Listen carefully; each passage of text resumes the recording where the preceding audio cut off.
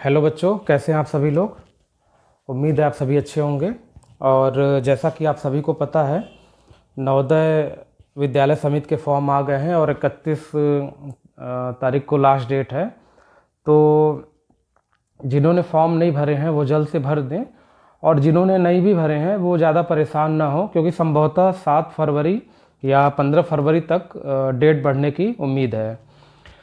दूसरी बात ये है कि जो लेटेस्ट पैटर्न है एग्ज़ाम का, और आपको बता दूं कि 29 अप्रैल को आपके एग्ज़ाम होंगे और ये डेट फिक्स है।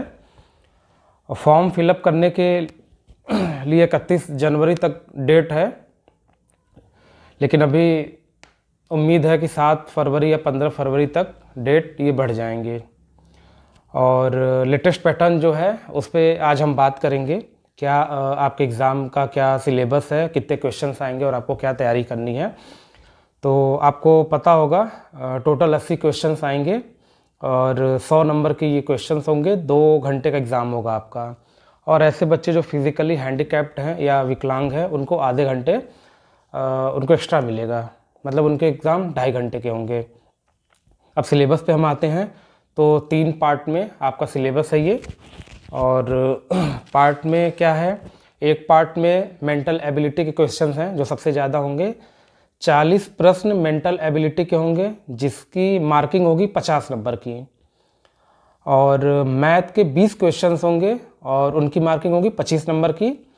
और लैंग्वेज के होंगे 20 क्वेश्चंस और उसकी भी मार्किंग होगी 25 नंबर की। तो स्टेप बाय स्टेप हम चलेंगे और सारे पार्ट्स को लेके चलेंगे कि किस पार्ट से कितने क्वेश्चंस आते हैं और कितना हमें तैयारी करनी है। जो सबसे ज़्यादा क्वेश्चंस है 40 नंबर के, वो हैं मेंटल एबिलिटी के। और मेंटल एबिलिटी में टोटल 10 लेसन है, 10 अध्याय हैं और हर अध्याय से 4 प्रश्न आएंगे, यानी कुल क्वेश्चन 4 और अध्याय 10, यानी 40 क्वेश्चन। ठीक है। और एक प्रश्न की जो मार्किंग है वो 1.25 नंबर की है। अब स्टेप बाय स्टेप हम चलते हैं कि इसके चैप्टर में क्या है। तो इसके चैप्टर में है सबसे पहले है ऑड वन आउट, यानी असंगत को हमें छांटना है। दिए हुए क्वेश्चंस में जो असंगत होंगे उन्हें छांटना है। और दूसरा हमारा है सिमिलर फिगर, समान आकृति। इससे 4 क्वेश्चंस होंगे। ऑड वन आउट से भी 4 क्वेश्चन होंगे। ठीक है। तो सिमिलर फिगर में क्या है जैसा कि आप देख रहे हैं इस तरह के जो क्वेश्चंस हैं। बाकी ऑप्शंस में हमें जो क्वेश्चन दिया हुआ है वो सेम फिगर हमें जो ऑप्शंस दिए हैं उसमें हमें सर्च करना है, उसमें हमें देखना है। तो ऐसे क्वेश्चन लगभग 4 होंगे आपके। फिर आता है पैटर्न कंप्लीशन, यानी आकृति पूरक। तो अभी आप जैसा फिगर में देख रहे हैं, तो वो चारों ऑप्शंस में जो क्वेश्चंस वाले जो फिगर है उसको देखना है कि वो किसमें सन्निहित है। ठीक है। और चौथा हमारा है सीरीज, श्रृंखला। तो ये आप देख लो फिगर में, इसमें जैसे है कि सीरीज में ऐसे दिया हुआ है, तो नेक्स्ट जो पैटर्न होगा सीरीज की उसमें कैसा फिगर बनेगा। ठीक है। ये हमें ऑप्शंस में देखना है। फिर आता है एनालॉजी, यानी वर्गीकरण। वर्गीकरण में भी वो है क्वेश्चंस में जैसे ये फिगर आप देख रहे हैं, तो नेक्स्ट पैटर्न में जो हमारे फिगर चेंज होते जा रहे हैं, नेक्स्ट पैटर्न में क्या है उसे हमें देखना। ये हमारा वर्गीकरण हो गया। फिर आता है मिरर इमेजिंग, दर्पण प्रतिबिंब, यानी कोई वस्तु है, कोई चीज़ है, हम मिरर के सामने रखते हैं, वो कैसा दिखता है। जैसा हमने क्लास में आपको बताया था एक बार कि जैसे इंग्लिश के अल्फ़ाबेट वाले हैं A से Z है, तो कौन से लेटर ऐसे हैं जो मिरर के सामने रखने पे सेम एज इट इज़ पहले की तरह वो रहेंगे, कौन से ऐसे हैं जो मिरर के सामने वो अपोजिट हमें दिखेंगे। ठीक है, आ रहा समझ में। फिर 7वां जो क्वेश्चन है, जो 7वां अध्याय है हमारा मेंटल एबिलिटी में, वो क्या है, फोल्डिंग पेपर, कागज़ को मोड़ने का। कि जैसे कागज़ को हमने फोल्ड कर दिया, फिर कहीं से कट कर दिया, फिर उसको दोबारा फोल्ड किया, फिर कट किया, तो लास्ट में हम लोग खोलते हैं तो एक नए पैटर्न में आता है ना, जैसा आप लोगों ने क्लास में एक बार किया था, जैसा फिगर में आप देख रहे हैं। ये हो गया कागज़ मोड़ने में।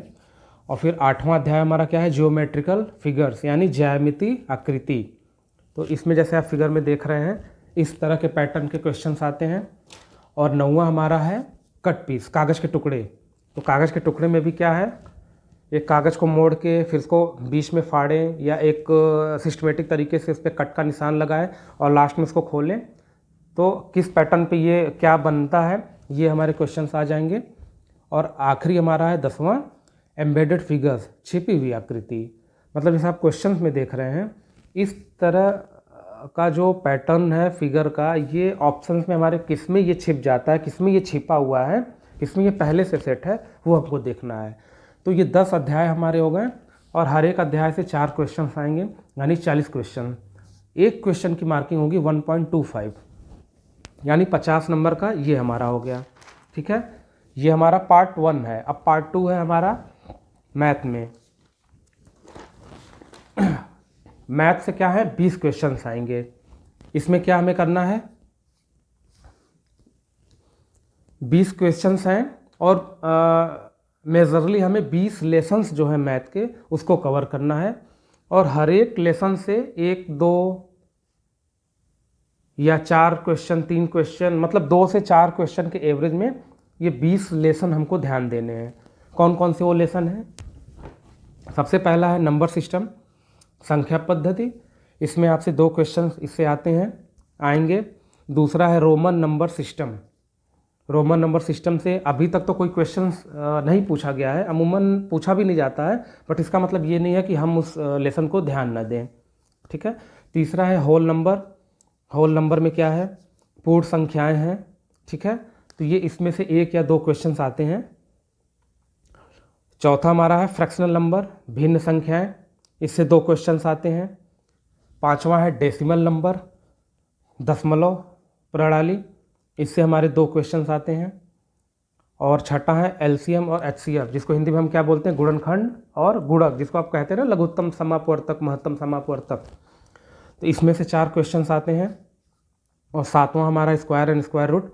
तो अभी तक इससे कोई क्वेश्चंस नहीं आए, लेकिन हमें इसको इसलिए ध्यान देना है कि आप जब मैथ सॉल्व करेंगे तो बहुत सारे ऐसे क्वेश्चंस होंगे जिसमें वर्ग और वर्गमूल की ज़रूरत पड़ेगी, इसलिए हमें इस लेसन को भी कवर करना है।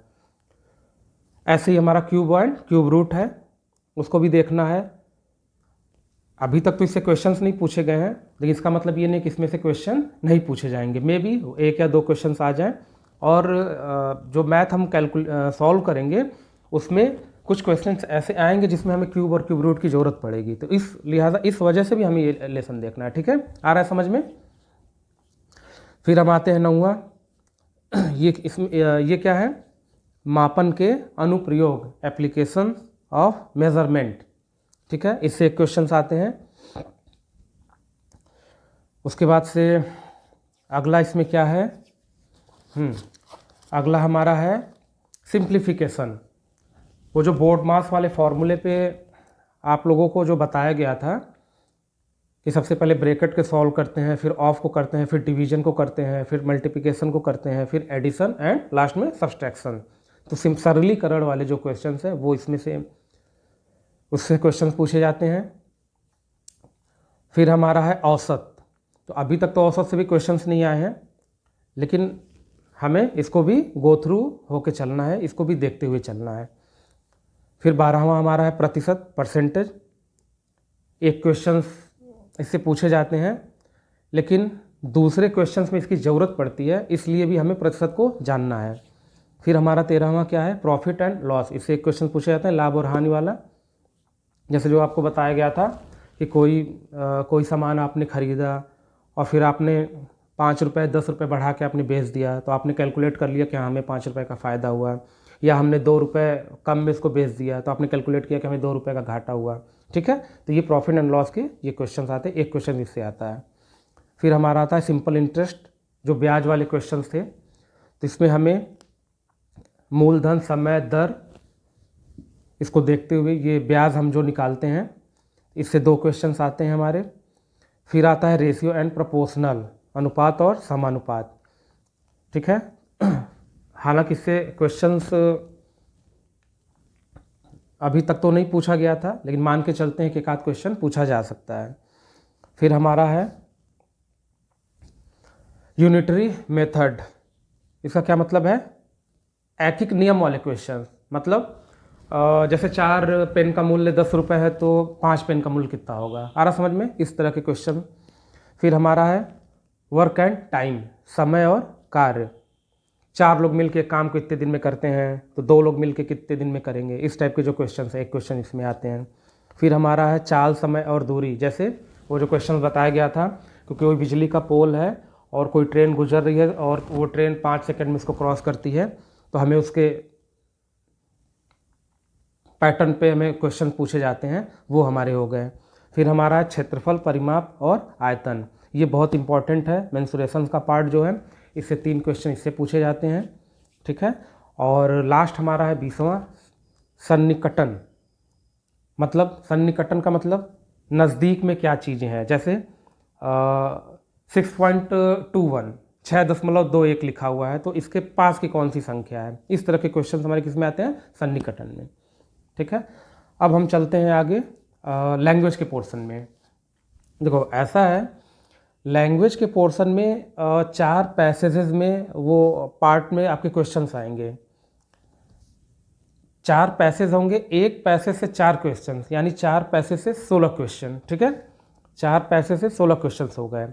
अब पैसेज जैसे उदाहरण, जैसे महात्मा गांधी या सुभाष चंद्र बोस की कहानी आपको बताई गई, आपने उस पैसेज में पढ़ा, या किसी अन्य मोहन सोहन किसी की कहानी या किसी स्कूल की कहानी ये बताई गई, उस कहानी को आपने पढ़ा, उस पैसेज को आपने पढ़ा, उस पैसेज से रिलेटेड क्वेश्चंस जो जनरेट होंगे, जो क्वेश्चंस बनेंगे, ऐसे क्वेश्चन 4 आएंगे। तो एक पैसेज से 4 आएंगे और 4 पैसेज होंगे टोटल, यानी 16 क्वेश्चन। 16 क्वेश्चन के बाद 4 क्वेश्चन बचते हैं, वो कैसे क्वेश्चन आएंगे, जैसे सपोज सुभाष चंद्र बोस जी की स्टोरी बताई गई कि सुभाष चंद्र बोस ने बहुत मेहनत किया, आज़ाद हिंद फौज की उन्होंने गठन किया और इस गठन में उन्होंने बहुत मेहनत किया, तो वो बाकी 4 क्वेश्चन कैसे आएंगे, जैसे मेहनत, तो अब जैसे मेहनत का पर्यायवाची, मेहनत का विलोम, इस तरह के क्वेश्चन, तो ये हमारे 20 क्वेश्चन हो गए। आ गया समझ में, यानी कुल मिला के समरी करें, मेंटल एबिलिटी में 40 प्रश्न आएंगे, ठीक है, 50 नंबर के जो होंगे, और 40 प्रश्न मेंटल एबिलिटी में कहाँ आएंगे, उनके टोटल 10 लेसन्स हैं और 10 लेसन से 4 क्वेश्चन आएंगे, 40 ये हो गए। दूसरा पार्ट है मैथ, 20 क्वेश्चन आएंगे, 20 लेसन है, एक दो एक से लेके 4 क्वेश्चन तक, मतलब किसी में 2, किसी में 3, किसी में 4, ऐसे किसी में 1, ये हमारे हो गए। और लैंग्वेज में हमने बताया ना आपको 4 पैसेज और 4 उससे रिलेटेड क्वेश्चन 20, तो ये हमारे 80 नंबर के 80 क्वेश्चन हमारे आएंगे और 100 नंबर इसकी मार्किंग होगी, ठीक है। तो ये हमारा लेटेस्ट पैटर्न है और इस पे गो थ्रू होते हुए हम आगे आप प्रिपरेशन करेंगे और कोशिश करेंगे कि एक एक पार्ट को भी लेकर अगर आप एक एक डे में चलते हैं और 3 से 4 घंटे भी अगर आप डेली देते हैं तो बहुत ज़्यादा चांसेस हैं कि आपके सिलेक्शन हो जाएं। बाकी हमारा भी प्रयास रहेगा कि स्टेप बाय स्टेप चीज़ों को लेके चलें। और वीडियो के लास्ट में मैं इसका क्वेश्चंस का जो सैंपल है वो मैं उसकी भी पिक डाल दूंगा, आप चाहें तो उसकी फ़ोटो ले लेंगे और स्टेप बाय स्टेप हम आगे चीज़ों पे ध्यान देते हुए चलेंगे, ठीक है। और आखिरी में फिर एक बार आप सभी को शुभकामनाएं। और 29 अप्रैल को आपके एग्ज़ाम है और अभी आपके पास 3 महीने का समय है। और जिन्होंने फॉर्म भर दिया, अच्छा आधार को लेके भी बहुत सुनने में आ रहा था कि वो आधार कार्ड जिनके बने हुए हैं या कुछ गलती है तो वो फॉर्म अप्लाई कर दें और आधार को संशोधन करने के लिए प्रोसेस में वो कर दें। जिनके आधार नहीं बने हैं वो प्रयास करें कि डेट बढ़ने पे कचहरी से बाकी जो बर्थ सर्टिफिकेट है, इस तरह के भी कुछ प्रॉब्लम्स आए थे कि बर्थ सर्टिफिकेट वगैरह में प्रॉब्लम है तो वो कचहरी से उसको मेंटेन करवा लें।